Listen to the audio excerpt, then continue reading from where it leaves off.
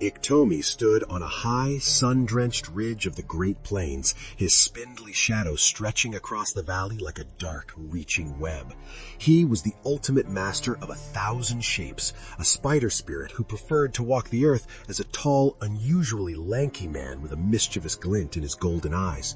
On this particular sweltering afternoon, Iktomi's stomach was growling so fiercely it sounded like a summer thunderstorm. He was starving, and his eyes locked onto a lush blue pond in the distance that was absolutely teeming with a massive flock of fat, happy ducks.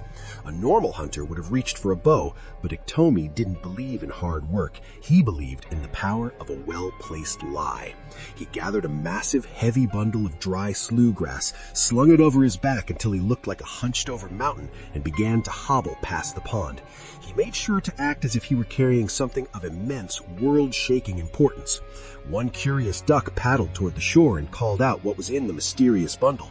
Iktomi didn't even turn his head, simply shouting back that he was carrying his sacred songs and that they were far too powerful and holy for ordinary birds to ever hear. The foolish birds were instantly consumed by curiosity and begged Iktomi to perform.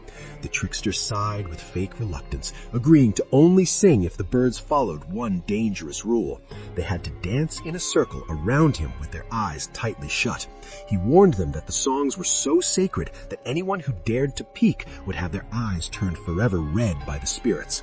The foolish birds agreed, forming a wide, rhythmic circle on the grassy bank.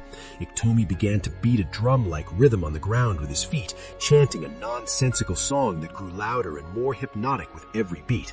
As the ducks spun blindly in the sunlight, Iktomi reached into his bundle and pulled out a heavy wooden club. He began striking the ducks one by one, the thumping of the club hidden by the frantic rhythm of his dancing and his booming, echoing voice. He was nearly finished with his feast when a small, clever duck sensed the air growing thin around him. He dared to open one eye just a crack and saw Iktomi grinning a wild, jagged grin, his club raised high above his head for another strike. "He's killing us! Fly for your lives!" the duck shrieked. The remaining flock erupted into the air in a panicked, chaotic cloud of feathers. Iktomi lunged forward to grab one last bird, but in his greedy haste, his spindly legs tangled in his own massive bundle of grass. He tumbled head over heels into the thick, black river mud, his sacred songs scattering into the wind.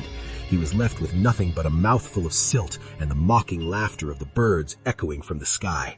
Every culture has a character who is a bit too clever for their own good.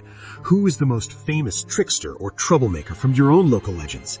Tell us their story in the comments.